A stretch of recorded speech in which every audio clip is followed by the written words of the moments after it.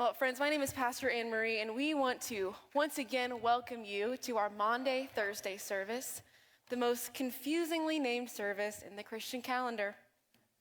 And I'm especially happy that you didn't show up on Monday. Thank you so much for doing that.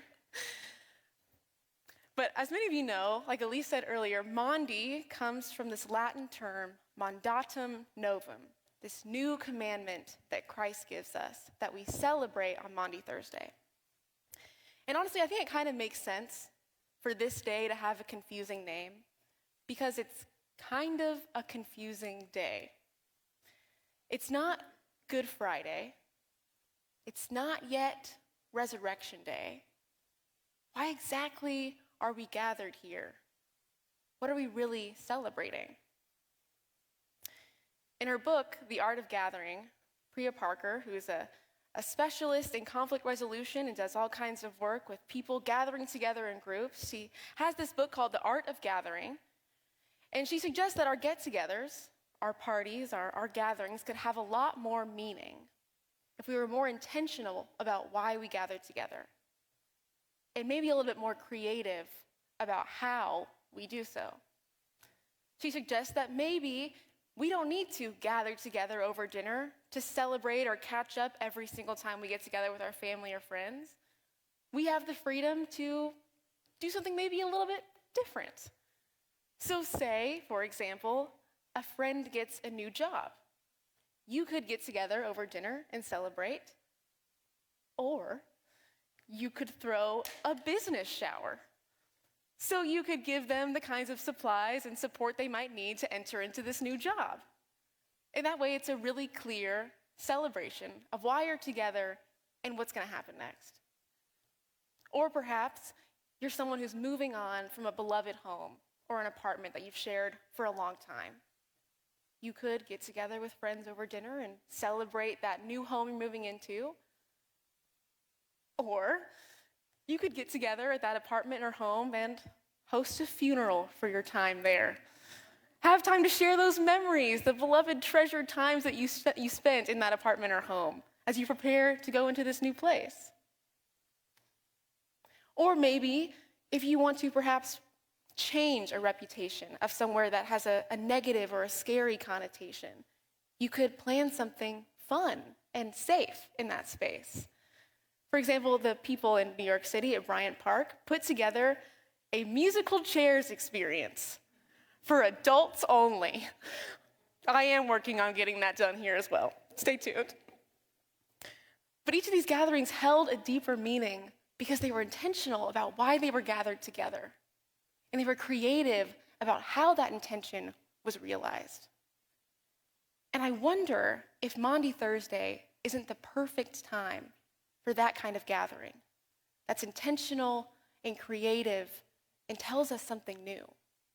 Because Christ here is at a really pivotal moment in his life. There are so many different factors coming into this evening. At this point in the week, Jesus has ridden triumphantly into Jerusalem.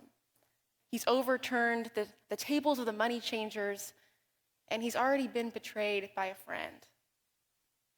And now here he is, gathering together his disciples to share a last meal. But it's also more than that. These are the people he has walked with and ate with and lived with over the last 3 years. And I imagine he has so much to tell them about what's coming, about what God is doing, about who they will be called to be next. How can this gathering convey all of that to the disciples? What kind of purpose and meaning can it hold, not just for Christ, not just for the disciples, but for us? How could that gathering become something more than just another meal? And I think we find the answer in exactly what Christ does in that gathering on that evening. Our text is John 13, verses 1 through 11. And I want us to notice how the purpose and intentionality of what Christ does gives that event meaning for us today. Verse 1 starts, "Now before the festival of the Passover, Jesus knew that his hour had come to depart from this world and go to the Father. having loved his own who were in the world, he loved them to the end. The devil had already put it into the heart of Judas, son of Simon Iscariot, to betray him. And during supper, Jesus, knowing that the Father had given all things into his hands, that he had come from God and was going to God, got up from the table. He took off his outer robe and tied a towel around himself.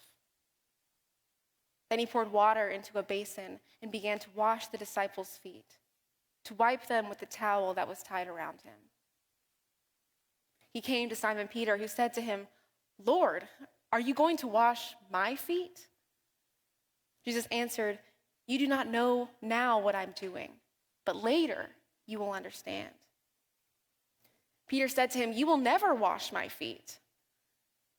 Jesus answered, "Unless I wash you, you have no share with me." Simon Peter said to him, "Lord, not only my feet, but my hands and my head." Jesus said to him, "One who is bathed does not need to wash except for the feet, but is entirely clean. And you are clean, though not all of you." For he knew who was to betray him. For this reason he said, "Not all of you are clean." It was November of last year, and my friends and I made a journey. We finally made it to the place we were hoping for.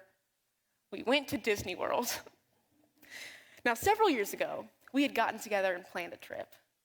We were so excited, we booked our tickets and started looking at flights, and wouldn't you know it, it was March of 2020. We didn't go.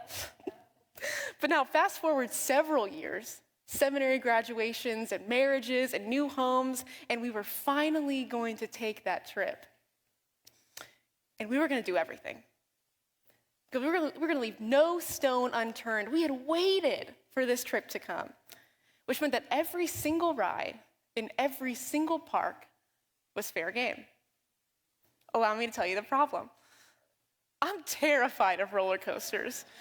Just absolutely cannot handle it. In fact, my earliest memories of roller coasters come from when I was a child, under 10, and my primary memory is yelling at the attendant to stop the ride. Turns out, that's not in their job description. But now I'm an adult.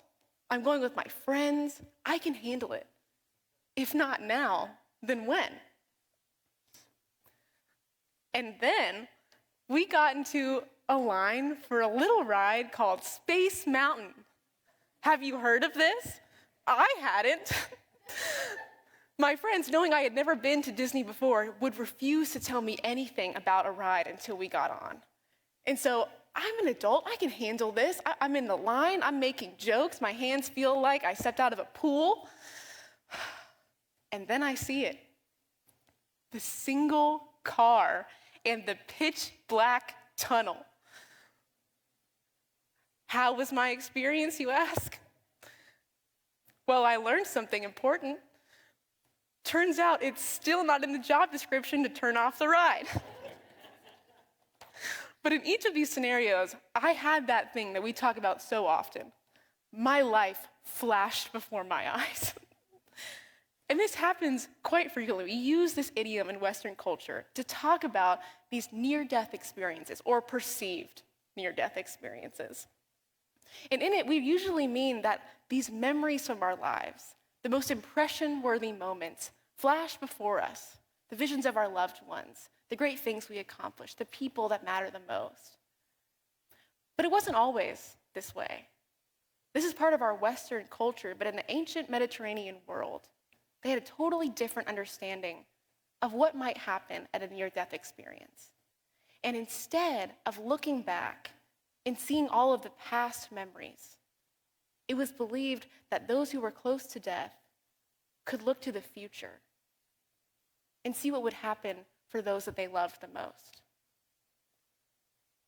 And it became customary to use these last hours or moments or time with friends and family, not to share stories about what had been, but to offer words of comfort and hope and advice for what would be for the disciples, for the loved ones, for the people gathered around that person. And that's the situation that we find Christ in chapter 13.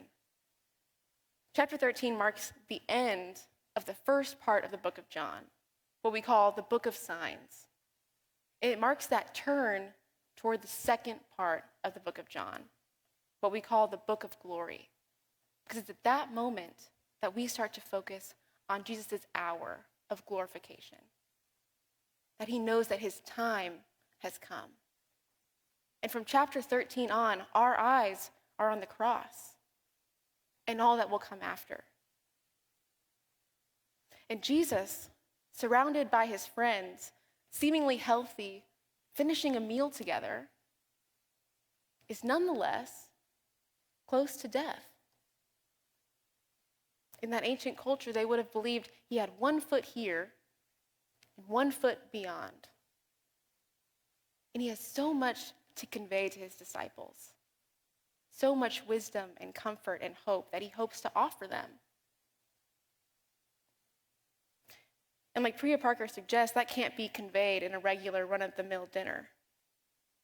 And so rather than making a speech or another long teaching, Christ enacts a ritual that will show the disciples exactly what he wants them to know about who he is, about what God is doing, about who they are called to be.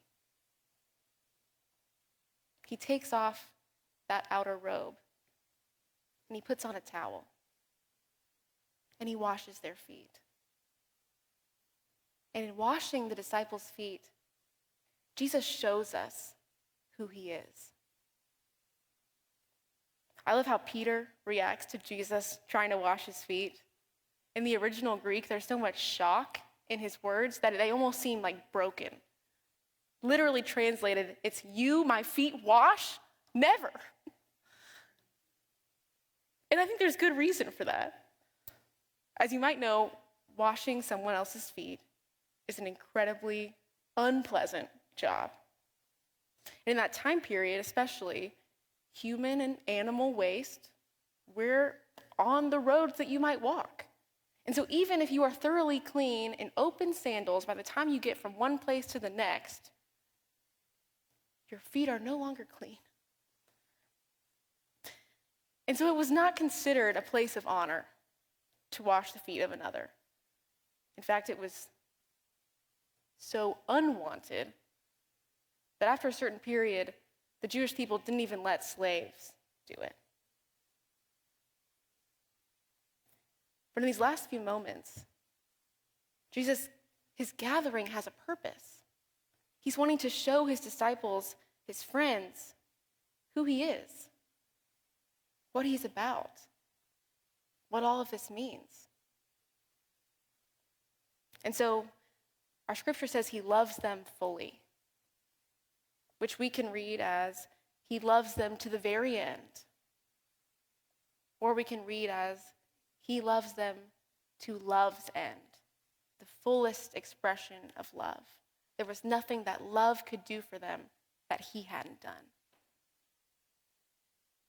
And so as his habit, he takes off glory and he puts on love. Friends, what does it mean to you that this same love is offered to each of us? Jesus is not just serving his disciples, he's creating a new family to which you and I and all of our neighbors are invited to take part in. And if we wonder how those with whom we disagree, or who we have problems with, or if we ourselves can even be invited to this table, we remember that Christ didn't wash 11 feet, or double the math. He washed all 12 of those disciples, including his betrayer, the one that he had once called a friend. But that wasn't the only example that he gives. He shows us who he is in washing his disciples' feet. But then there's another purpose, an invitation to respond. So in washing the disciples' feet, we see who Jesus is.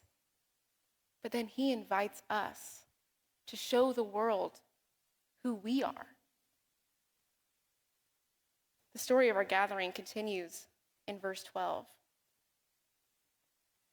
It says, after he had washed their feet, had put on his robe, and had returned to the table, he said to them, do you know what I have done for you? You call me teacher and Lord, and you are right, for that is what I am. So if I, your teacher and Lord, have washed your feet, you also ought to wash one another's feet. For I have set you an example that you should also do as I have done to you.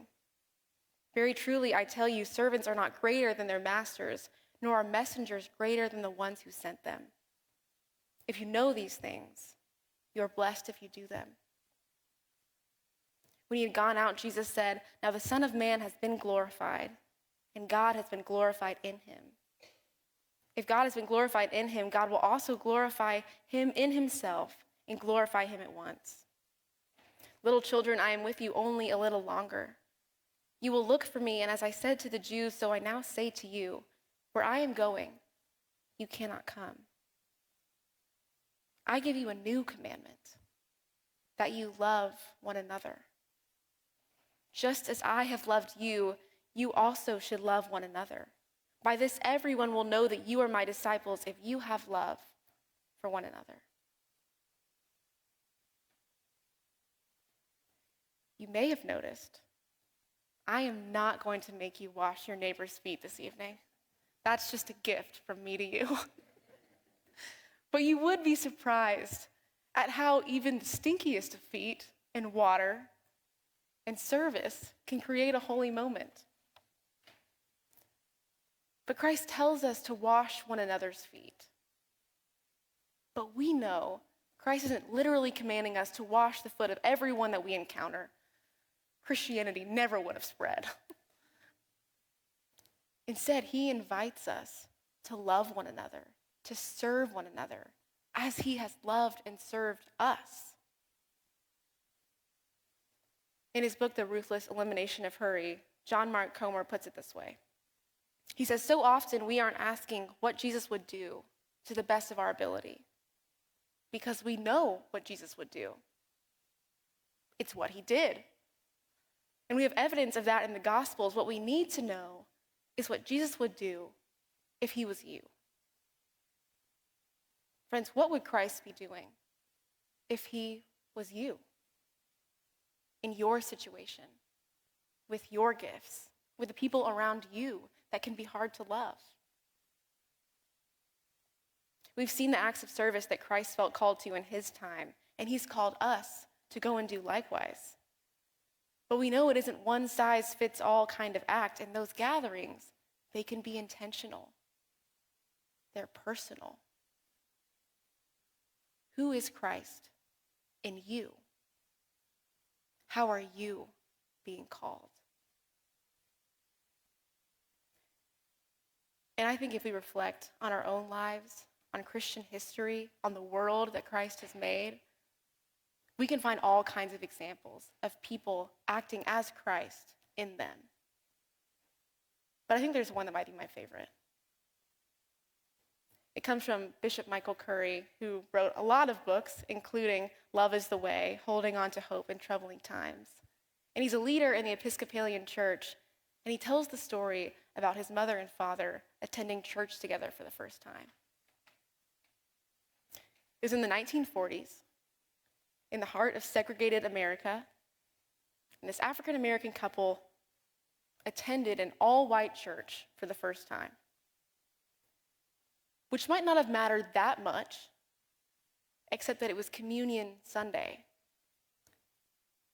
and this church drank from a common cup. And so as they're invited to go and take communion, the couple rises and stands in line. And as they get closer and closer to receiving the elements, the young man becomes more and more agitated. What's going to happen when he gets to the front? Are they going to have separate communion elements for them? Are they going to be asked to leave? Is he going to be embarrassed in front of his girlfriend and everyone gathered there? Could something worse happen? And so he takes each step closer and closer to the communion altar. And he stretches out his arms, and it's there that he's offered that same cup. It's there that he hears the same words passed down from generation to generation. This is my body and blood, given for you. And when he writes about this experience, Bishop Curry writes about his father saying this. He decided that any church where black and white drank from the same cup had discovered something powerful, something he wanted to be part of. And I think that something is what we find at the communion table on Maundy Thursday. It's that thing that we find in the gathering of Christ and his disciples as he washes their feet. That Sunday, through the courage of Bishop Curry's mother and father and the willingness of that congregation to go outside the norm, to be Christ in them, that church became a place that could show the world what love looks like. And this day is confusing. But what Christ does is simple. He goes out in service and love. And he calls us to do the same. Friends, love one another as Christ has loved you.